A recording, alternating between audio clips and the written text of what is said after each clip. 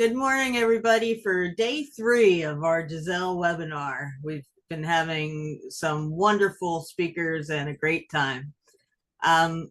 This morning, we're lucky enough to have Evie Brooks with us, who's going to discuss international investing for entrepreneurs.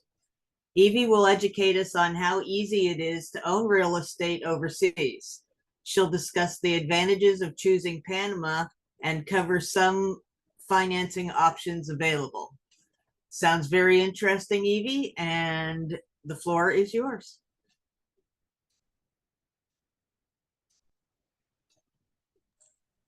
Thank you so much. And I am so excited to be with you guys. I'm looking forward to participating with your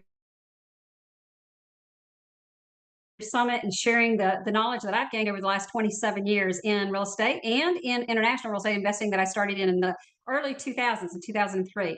I actually did start in Costa Rica and moved over to Panama in 2012 after the big crash in 2008 because Costa Rica kind of came to a screeching halt, but Panama didn't. It continued to go because of the opportunities for business and the business environment in Panama with the Panama Canal. There's the Cobre copper mine, a lot of things that continue to drive that. And so after 4 long, tough years in Costa Rica from 2008 until 2012, when I decided to go to Panama and I landed there, I've never slowed down and I've never stopped since that time. So let me jump right in. I want to get in and start sharing with you a little bit about international investing. There's a lot of misnomers and old wise tales that it's very difficult to invest internationally and to start a business internationally as such. And the truth is, some countries that is true. It is very true because they make the restrictions so difficult that you have to jump through all kinds of hoops and invest tons of money if you want to participate or be a part of their economy. Panama is not that way. Panama has an open arm policy to bring people in, international investors as well as multinational companies, and they have had that philosophy now for a number of years. And that's why they're growing their economy so strongly. We have a number of multinational companies that you're familiar with, such as Under Armour and Johnson & Johnson and Bayer Aspirin, and I can just go on and on and on with companies, Estee Lauder and Elizabeth Arden, so many companies that have continued to come into the country of Panama. Granger, I mean, there's just John Deere, many. I could just go on and on and on with that. And they're either setting up international offices or their actual corporate headquarters in Panama because of the benefits that the country offers to them. And that with it brings a lot of families and investors that are wanting to live in the country instead of travel back and forth.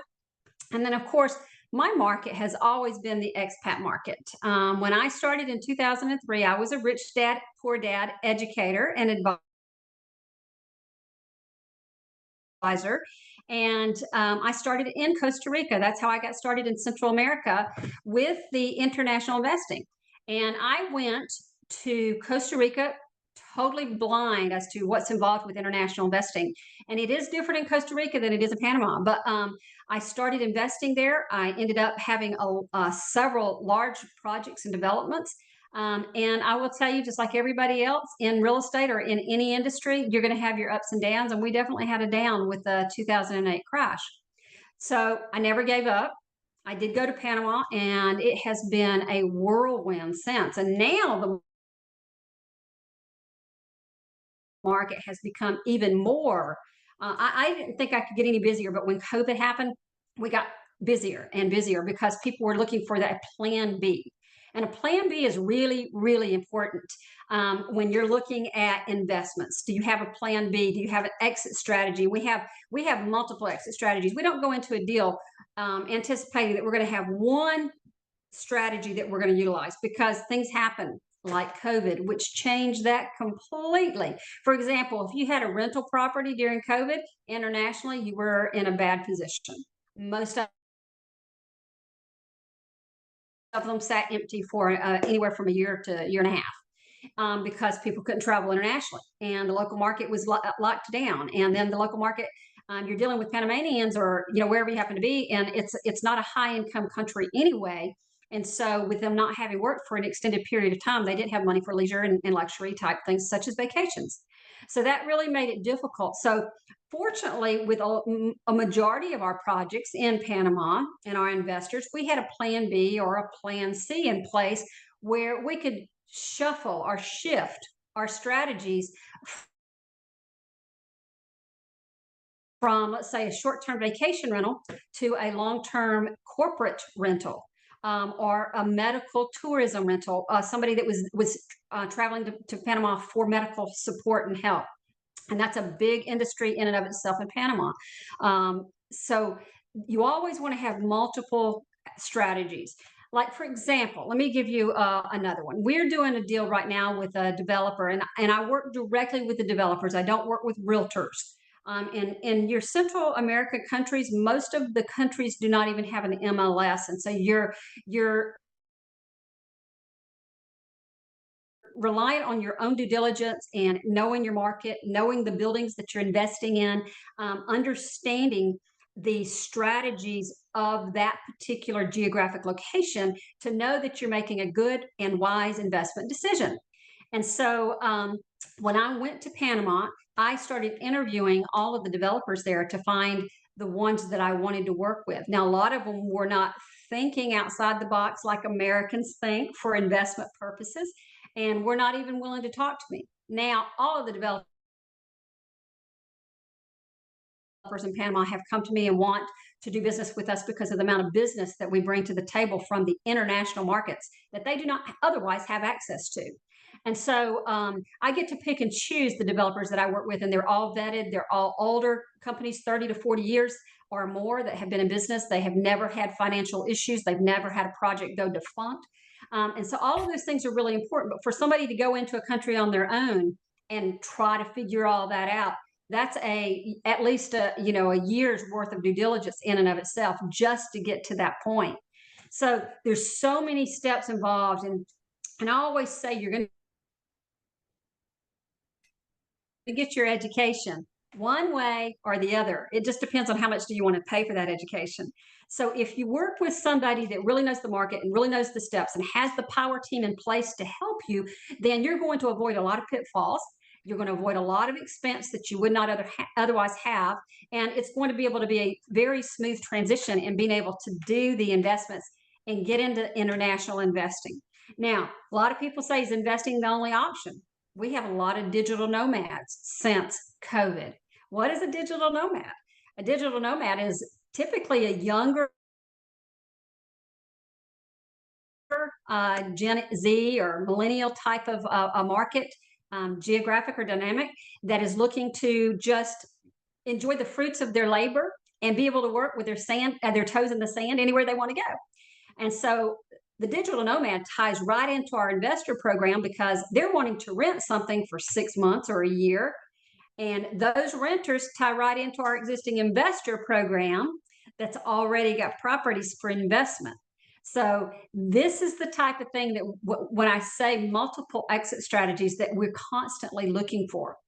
So there's so many avenues, so many different types of investment strategies, so many different ways to go with real estate investing. But a lot of people think that international investing is just out of the realm for them because they're not going to be able to qualify, or how is someone to take care of their property if they're in a different country? Or there's a lot of concerns that are not even justified concerns. And let me walk you through that and explain why. Let me ask you, can I ask you a question quickly? Absolutely. The language barrier. Is it, I don't speak Spanish, and I don't know how I would get past all of that. I don't speak Spanish either. As long as I have been international, I have always had somebody with me that either speaks Spanish, or I'm in an area like Panama City, Panama, where everybody speaks English anyway. So, and if somebody does, let's say that you go to a restaurant and the waiter doesn't speak English, well, they're going to send an English speaking waiter over to you. And of course, you have now Google Translate. So all you have to do is have your phone in your hand and you can speak right into it and it will translate for them and you can translate that way. So it makes it a lot easier now if it comes to that and you needed to do that. Awesome. So let's jump into the concept of why it's much easier to invest internationally than it is right here in the United States in real estate. Most people don't realize that. Now, this is in Panama. Does not apply to all countries, but in Panama, with our program, we have worked directly with the developers to put together an Americanized or a North Americanized investment program with the mentality that we think of. We're looking for return on investment. We're looking for cash on cash return on investment. We're looking for rental cash income, return on investment from rental flow. We're looking for equity in the properties when we purchase them, because I always say the money is made in the buy, not the sell. So many people think that they're going to get in real estate and they're going to become wealthy because they're going to buy today, and in 10 years from now, the value of that property is going to be substantially higher than it was when they purchased it. Well, we hope that's the case, but guess what? We have no control over the market conditions, so we have no control over what's going to happen with that. And if you get in at the right time and you get out at the right time, that's the case. But you've got to be flexible enough to be able to hang on during the bad times, even if that's when you had planned on getting out until the market turns around. So I'm looking for 3 streams of income from every deal that I do. And if I have 2, I'm willing to do the deal. If I've got 3, Katie barred the door, there's no question about that. That is number 1, cash is king. Number 2, which is cash flow. Number 2 is equity in the property. And number 3 is forced appreciation. Do I have the ability to force the value of this property to increase? And if I do, then that means that I've got that stream of income to be able to count on. So I need 2 of those. 3 is great. And if I have appreciation in the marketplace, that's a 4th one, but we don't even count that because we have no control over that one. So those are the 3 things that we're looking for. And then we're going to also look at how can I become involved with investing internationally? Well, a lot of people think that they can only have a very small investment portfolio, but I can show you how in a short period of time to build a multi-million-dollar portfolio, because we believe in OPM, other people's money. With that in mind, I have created with my developers a program so that my investors can invest with a small down payment, maybe an average size down payment, and the developer will carry the financing. You do not even need a FICO score. You do not need a credit report. You do not need 2 years of tax returns. You need nothing other than the contract that you sign, and I can have you a contract ready to go within 72 hours,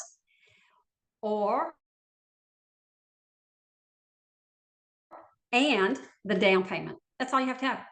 And you own a property. So it's a simple process. Like I said, there's no qualification. And then when you get into these deals, you know that these deals are structured so that you're in a position to be able to actually start earning income. So whether you're getting into an existing property that you're going to rent for short-term rentals, for vacation rentals, or if you're going to get into a what I call a pre to mid construction property, that is a property that's under construction. The shovel's already gone in the ground, or they've already got the permits, or it's already halfway up. That's an area that you're going to have what we call forced appreciation, because the value of this project that we're about to break ground on in May, we've already got the permits and they're ready to go, is not worth today what it's going to be when it's 38 floors high. So that is a forced appreciation situation that we're looking for when investing. So that's one of the 3 categories. So again, cash flow, cash is king. That is going to come from rental income. You're going to look for existing equity in the property. So for example, a deal that we just did is called the Panoramic. Now I sold out of this one within a matter of 10 days. But the opening price was $2,900 a meter squared. So we got 100-meter squared units. I mean, some are 93, some are 97, but right at 100-meter. So at $24.50 a meter square, which is the purchase price my clients are getting, that's $550 a meter squared below the, I'm sorry, $450 below the actual opening price to the retail market. So that's equity in the property. The money's made in the buy, not the sell. Now, you cannot find that deal online. You cannot walk into the developer's office and get that deal. Those are deals that we have created specifically for our investor base. Because they are investors, they're not looking for a permanent home, they're not moving to Panama full time. They may decide to live there part-time, 3 to 6 months out of the year. They may be snowbirds. They may plan to retire there in 2, 3, 5 years from now, but right now it's an investment property. So that is what we create with the developer so that our investors know that they're walking into a substantial amount of equity, in this case, $45,000. So they've got a property that they know they're going to be able to rent and cash flow. They're going to have a small down payment. In this particular scenario, it was a 30% down payment. And they're going to be able to force appreciation because the value of it at $24.50 today is not even what the value that they're selling it for. So we know that there's going to be price increases as the building is being built, which will increase the value of the property through forced appreciation because you're improving the property.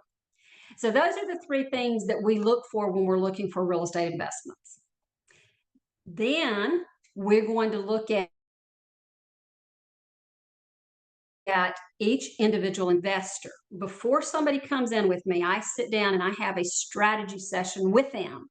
And I say, okay, tell me what you are wanting to accomplish over the next 5 years. So in 5 years from now, where do you want to be financially?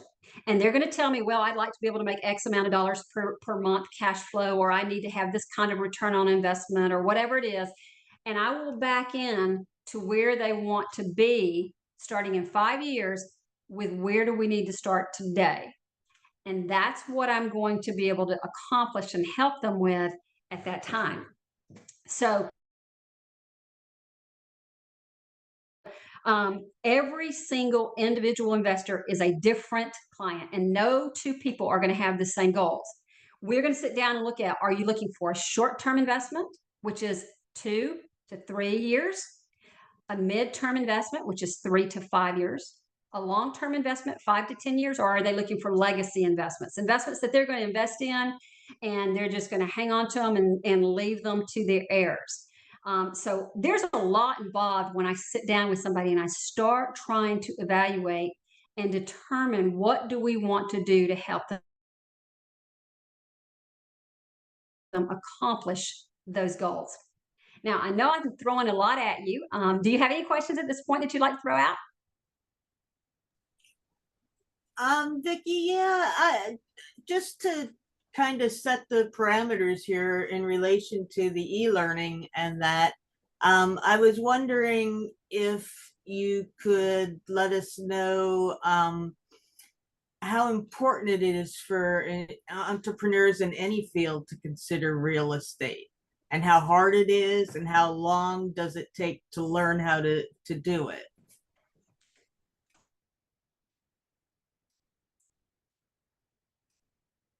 Oh, your mic's off. I see it keeps doing that all by itself. I don't know, it's a ghost in here.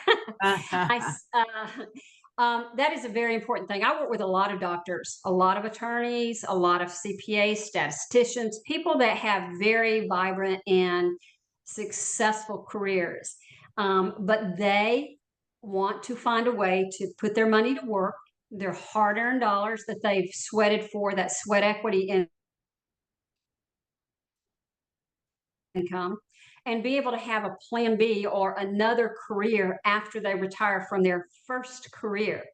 And by starting to build that portfolio and building on something that you can have already in place when you retire instead of waiting until you retire is so, so, so important. I see the difference in those that wait until they retire to start, and there's a lag time. There's a gap. It's going to take some time to get the wheels in motion and start to see income and revenue in a situation like that.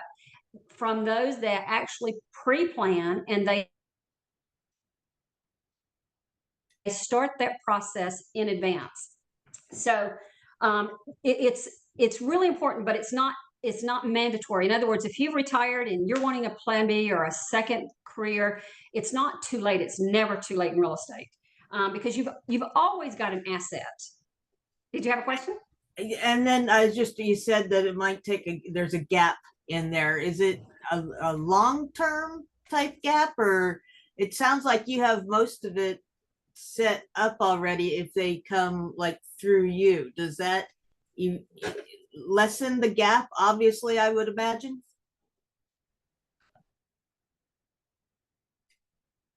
Yeah, you're muted. Okay, so that's a great question. What you have in a situation like that is it depends on the strategy that the investor wants to become involved with. So we have what we call short-term deals. So they can get in today, and there's going to be a 24 to 36 month turnaround. It's a very simple process, very simple program. It's called a government subsidized housing project. And what it is the government is actually providing what's called preferred interest mortgage rates for Panamanians. I can't own and live in one of these homes, but I can invest in them up front. So they cost anywhere from $50,000 to $75,000, and I can buy one or two or three or however many I want. We have clients that have literally bought 25 to 30 of these. And they hold them for that period of time, and they are receiving anywhere from 11% to 15% annual return on investment, APR. Unbelievable return on investment, because it's the government subsidized program. The government puts in really enticing programs to be able to justify this. Now, I will tell you that the developers that are involved with this governmental program don't normally offer out any of their properties to investors. It just happens that the investors that I work with, that we get a few bones thrown to us from them in a situation like this, do it because of the amount of business. We do millions and millions of dollars of business with them every year.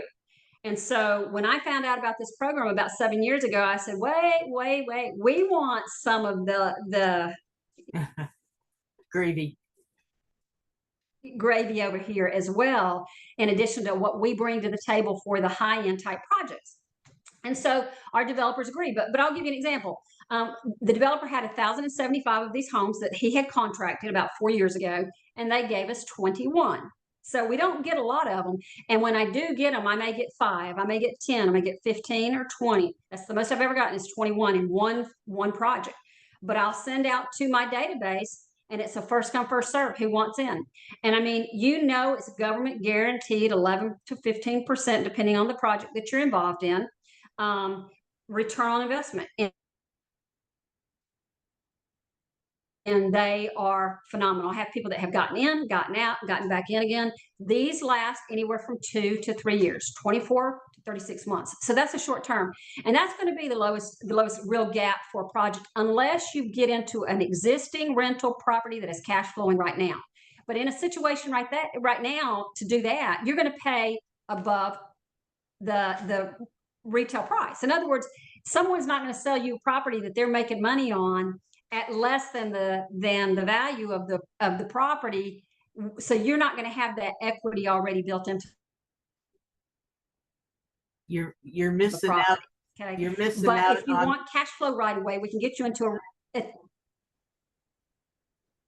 what'd you say? You'd be missing out on that forced appreciation, I think is what you called it. Well, that's not the forced appreciation. That's the existing equity in the property. Right. But by going that route and not going into something that's just in the process of being raised, you miss out on that forced appreciation, correct? That's right. But now a lot of people say, I need cash flow right now. I want to take my money, but I want to start seeing a return.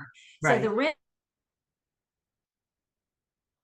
rental income. Now, a good way to do that is to get into an existing project that's just being delivered, brand new, because you still can get it for a better price than someone that owns a property that is actually rental cash flow, because they're going to want based on what is the cash flow income opportunity. It's just like evaluating a business. What is the value of my business because of the amount of income that I make each year? where when you go into a brand new project where the property has never been sold before, but it's ready to deliver, you can start cash flow right now from the rentals, number one, and you're able to buy at a little bit less than the fair market value, but nowhere near as much as if you get in, early on from the beginning of, getting permits to the time that it's only halfway finished. That's when you're going to start seeing the greater equity position on the front end. Perfect. And then one last question I have for you for right now, anyway.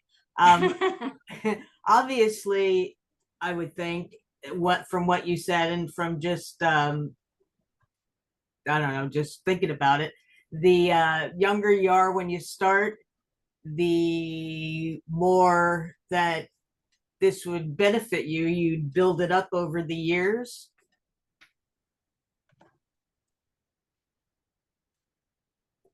That's true. That is true. You would. Well, it depends on how much you invest and how many projects that you get involved with.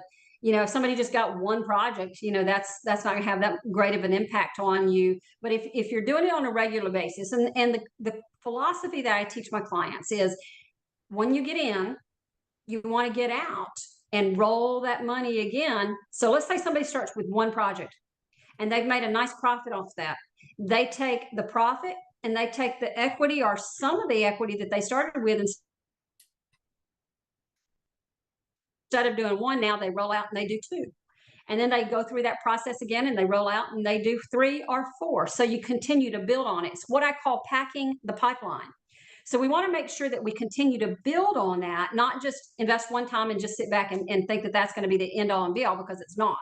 This is a business. And if you treat it like a business, it will respond like a business. So there's so many different avenues also of being able to get into properties. A lot of people say, well, I only have $100,000 to invest. Well, with $100,000, I can put you in one property and you can pay cash for half of it or a third of it or the majority of it, depending on the price of the property. But let's just use a $250,000 property, because we have $250,000 investments in Panama all the way up to several million, of course. But let's just use an average $250,000 property, which is in the price range. 250 to 350 is what we're dealing with. If you have $100,000, 25 to 35% down payment will get you one property. But if I happen to have a project right now where you can put down 10% instead of 30% or 35%, I can get you into 3 properties. The equity is still going to be there. The potential cash flow is going to be there times 3. And the forced appreciation will be there times 3. So what we want to do is look at what are your immediate goals and how can we help you accomplish that. A lot of my clients did not realize, and this has been a learning experience, because once somebody invests with me, they are an ongoing client. They come back time and time again. I stay in constant communication with them. I do training webinars. One of the things that majority of the people don't realize is that they can use their IRAs, 401ks, and pension plans for investing internationally. And it's a simple process, but most people don't even know that they can do this. So instead of leaving their money sitting there, making little to nothing or very little, and watching it go up and going down and going up and going down, they are able to put that in a hard asset that nobody can come and pick up and carry away. And let's say that you have problems in the US for whatever reason. You lost your job or you've gotten sued for some reason or whatever. You're not going to have somebody go to Panama and confiscate your property. It can't happen. So you've got a lot of security benefits built in. And we actually go into a lot of strategies on how to protect your properties through LLCs. And we use Wyoming LLCs because of the protections and the asset protections associated with that. And I work very closely with Garrett Sutton, who is on the board of directors with the Rich Dad Poor Dad organization. And we've talked together through the years, and he handles all of my business entities. Now we could go into a whole new strategy of what do you do to protect your properties, and do you have a different LLC for each property? And I mean, I literally could sit here and do a 3-day educational training for you on real estate investing, how to protect your investments, how to access your assets to be able to invest in more properties. I mean, I could just go on and on and on with all of these types of strategies, but these are individual educational training segments that we provide to our clients when they are investors with us. So Evie, I have a question here. Like, since you have mentioned rich dad, poor dad several times, and this is actually where, our attention got really, focused on that. When you're an entrepreneur, whatever kind of entrepreneur, whether you're an e-learning entrepreneur, any other type of entrepreneur, you need to always have your eyes on the assets. And real estate is all about assets. So I heard you say when you invest in one household, now moving our mindsets and stretching our mindsets to grow our wealth and into the assets and real estate business. So should we be thinking in the direction of going into one household, throw a lot of money at it, or investing into smaller, you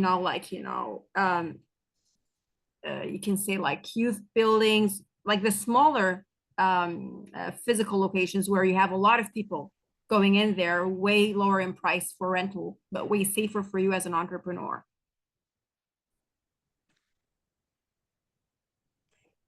That's a great question. And what I want everyone to understand is that the concept of OPM, using other people's money, is ultimately the bottom line, because you and I do not have the physical capability when we're working a normal job and have a set salary or income to be able to go out and come up with the required down payment that's necessary for investment properties. You don't get the no money down, the 5% down programs when you're doing investment properties. You got to have at least 20% down. That's in the United States or pretty much anywhere you go. So you want to look at how can I take whatever funds I have available, whether it's $50,000, $100,000, or $500,000, and be able to make that go as far as possible. Because I like to teach the strategy of, if you're buying gold bullion, you're going to pay full price for that gold bullion. So let's say it's $2,000 an ounce and you buy 10 ounces. That's $20,000. Well, if you buy 100 ounces times $2,000, that's $200,000. No matter what you buy, you're going to pay for the full amount, where you can get 5 times the value in real estate asset for that same amount of money. So I can have, instead of one $200,000 house, I can have 5 $200,000 houses. So I have $1 million worth of property. And what I'm doing is I'm putting my money to work to leverage. And so I've got 5 times the rental income. I've got 5 times the equity in the position that I purchased up front. I've got 5 times the potential forced appreciation. And if there is market appreciation, I'm going to have 5 times the market appreciation.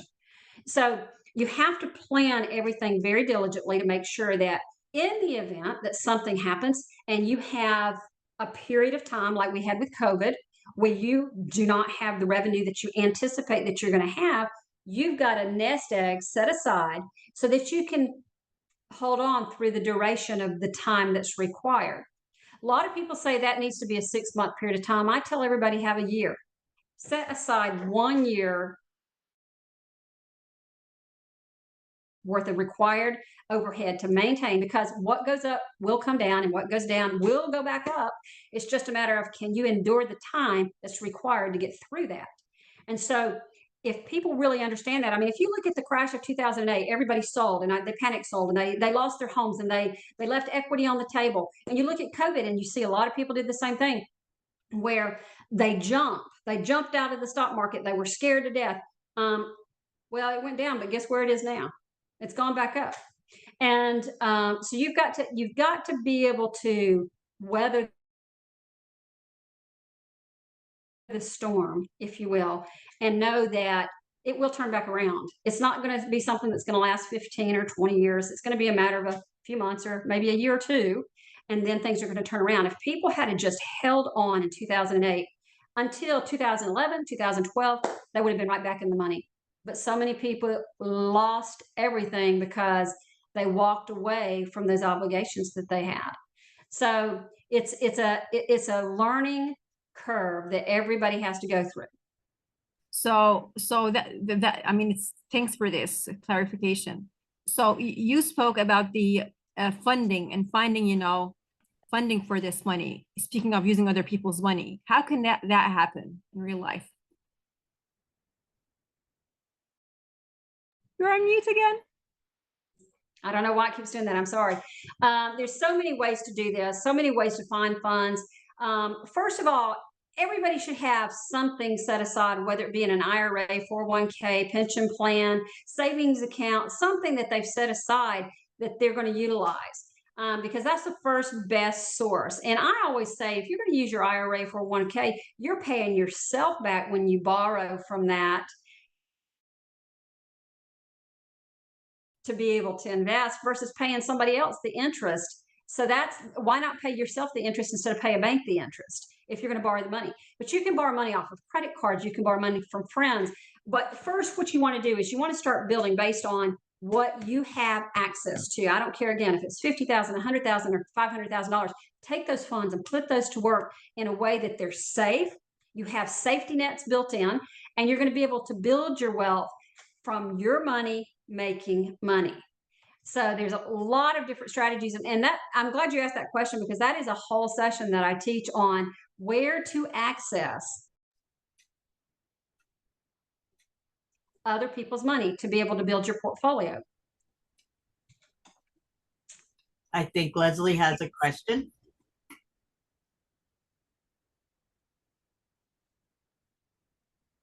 You're muted, Leslie.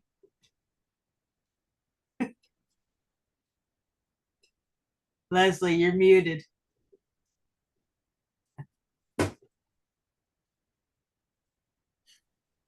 It switched screens, so I couldn't see the mute button.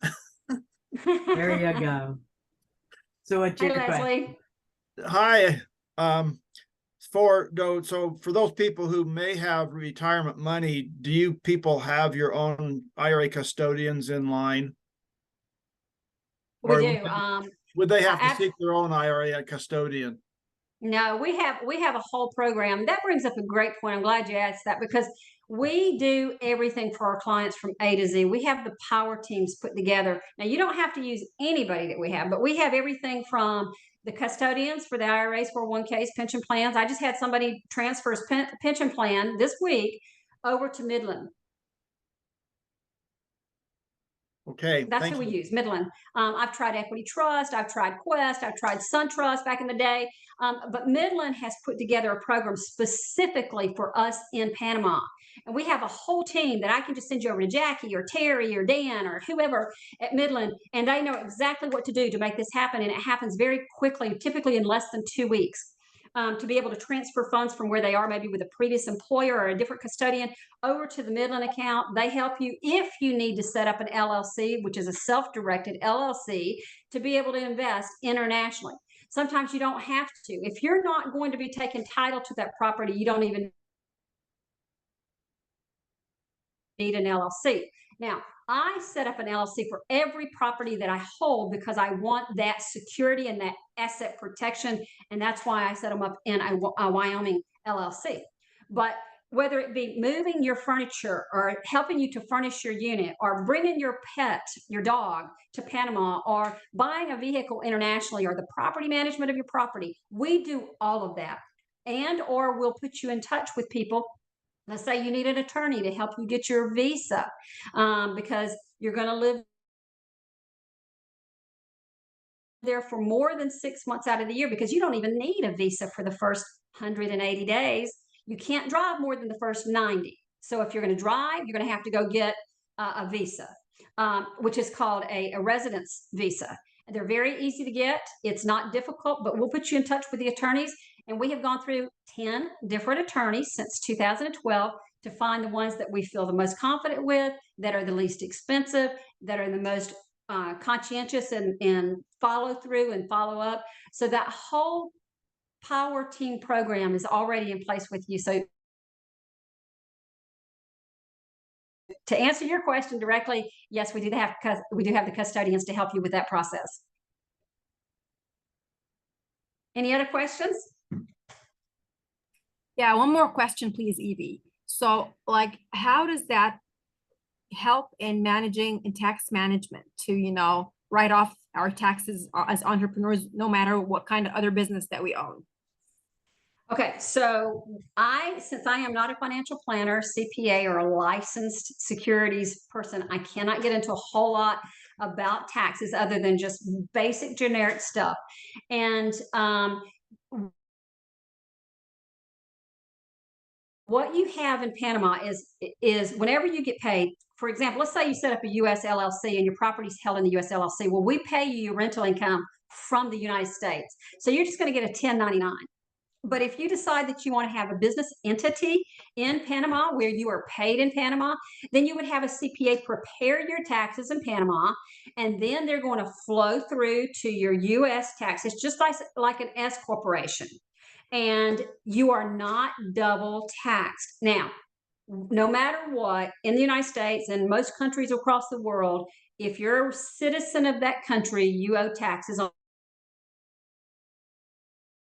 whatever you earn, and it does not matter where you earn them. The benefits that you get are the perks and the tax discounts and benefits that you get. For example, we bought property in Panama that when I first started investing in 2012, they had a 20-year moratorium on property tax, no property tax for investors. That program has since gone away, but a lot of the buildings still have some of those years of no property tax left. So that's an enticement for people to invest in those properties. So there's all kinds of different tax benefits and perks that you get in different countries. For example, in Panama, you can earn up to $350,000 a year for agricultural profits, and you pay no taxes in Panama. However, that money is going to have to still flow through to the United States, and you're going to owe the good old IRS whatever your taxable requirements are in the United States. Thanks for the explanation, Evie. You're welcome. Okay, so I guess. Question? Oh, go ahead, Leslie. Just in terms of, I guess it's a difficult question, but it has to do with repatriation issues from Panama to US. Is that something you can cover shortly, or is that too big of a topic? To expatriate or repatriate? Repatriate. To become a citizen of Panama? Is that what you're wanting to know, the process? In terms of cash. So if I take cash outside the US and I invest in foreign property and I want to bring that cash back, then I'm repatriating that cash. And oftentimes there's taxes and other ramifications about doing that. Okay, again, that's now, Leslie, you're getting into things that are considered advice, and I'm not allowed to do that because I'm not a licensed CPA. But we do have the tax advisors and professionals to help you with those processes. Thank you. But because you knew it could be a complicated question. Because you pay taxes on that money. What's your okay? But because you pay taxes on that money, typically before you take it out of the country, you bring it back into the country, it's going to wash based on the amount that you took out and the amount that you bring back. But if you have profits on it, then of course you're going to have a taxable situation on that. Yeah. But your question did bring up a great point for me as far as become a citizen of a different country or of Panama. It's very easy to get your second passport in Panama.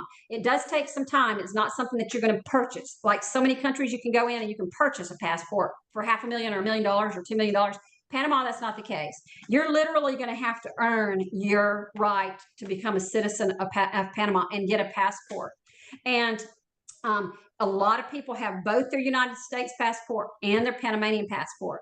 But the question comes up, what if I want to stop paying taxes in the United States? I'm tired, or Canada or Israel or South Africa or wherever.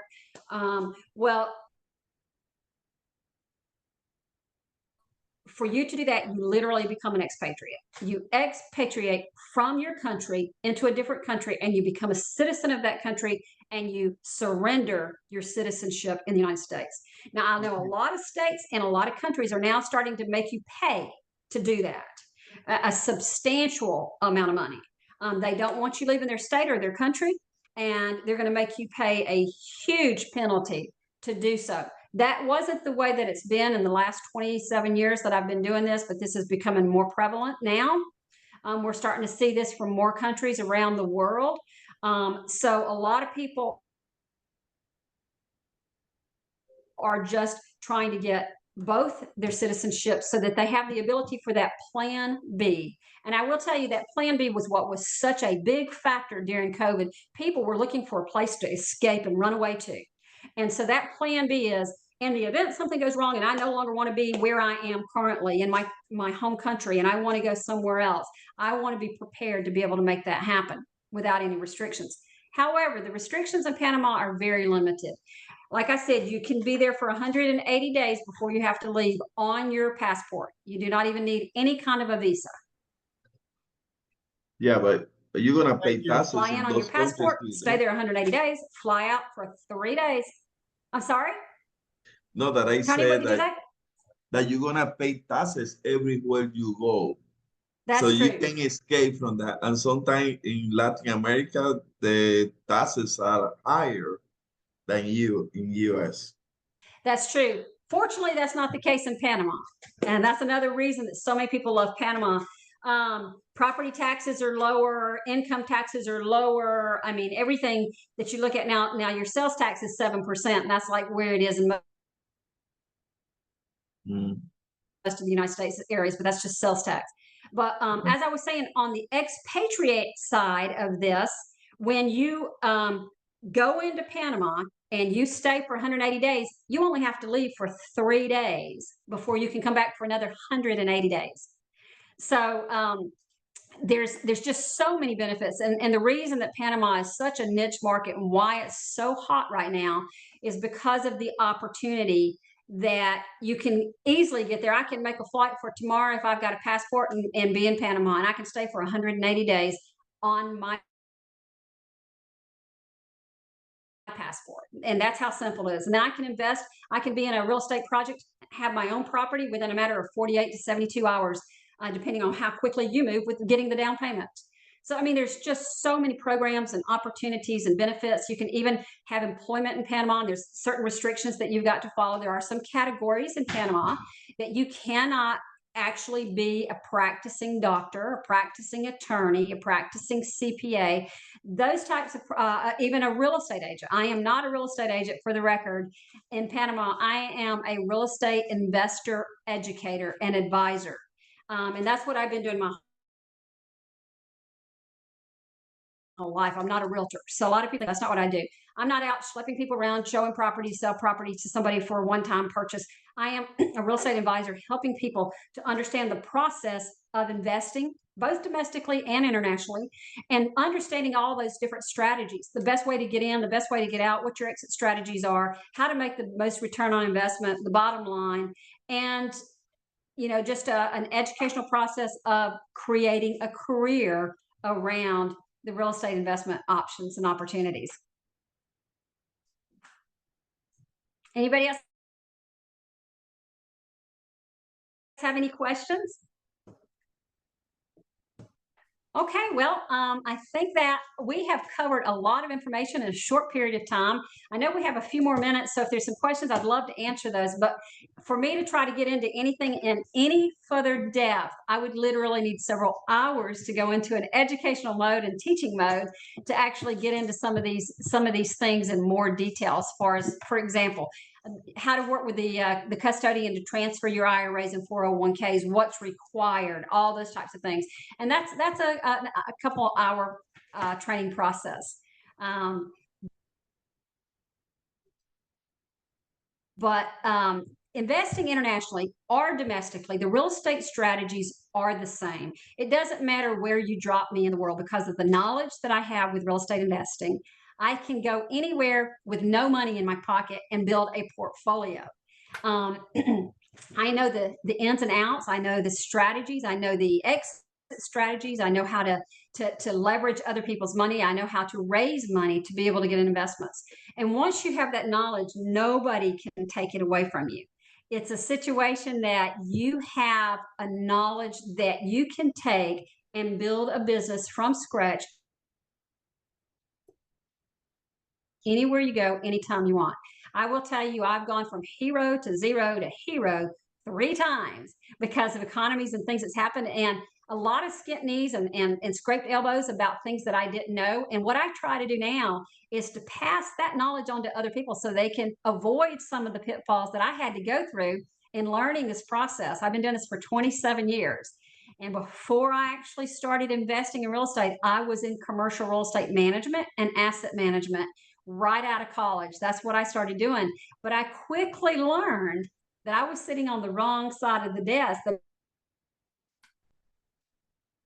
It was the entrepreneurs on the other side of my desk that were the ones that was having the great success. So I only stayed in corporate America for 4 years before I went out on my own, started investing, and I have never looked back since that time. Wow, Evie, that was very interesting, the whole speech. And I think it's something that a lot of people don't know very much about. You generated a lot of questions out there, and probably will generate, they'll think of even more later. Can you let us know how to contact you? Absolutely. I have a website that has a landing page where you can leave your information, and I'll call you and do a 15-minute session with you just to see if this might even be a right strategy for you or a right opportunity for you, and then talk about what you'd like to accomplish. And then if you think you're ready to move forward, then we'll set a time for a full-on business strategy session. And that website is eviebrookspanama.com. My functioning website is mypanamavacationrealty.com. And there you'll find a lot of information, pictures, testimonials, different strategies that we do, a lot of the rental properties that we manage for our clients. So there's just a lot of information on that website. And again, that's mypanamavacationrealty.com. And if you want to leave your information so that we can reach out to you, of course, you're welcome to call me anytime. Leave me a message on, I only have one number, one cell phone, and you can call me and leave a message and tell me that you heard me on this presentation, and I'll be glad to call you back. So my cell number is 404-408-4445. And again, that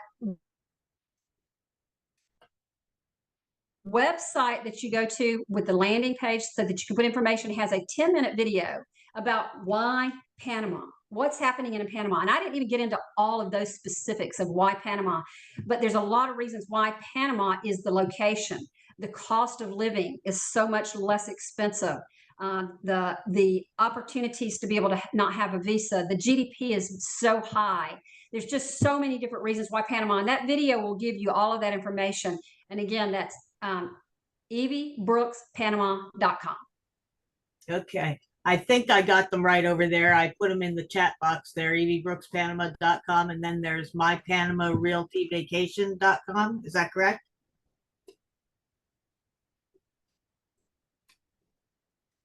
Oh, you're muted. Yes, yes, I think that because I was looking in LinkedIn, so that's the name. My Panama Vacation Realty. That's right, mypanamavacationrealty.com. Oh, I got it. Got those 2 words backwards. Okay. And then I put the phone number there. Right. Perfect.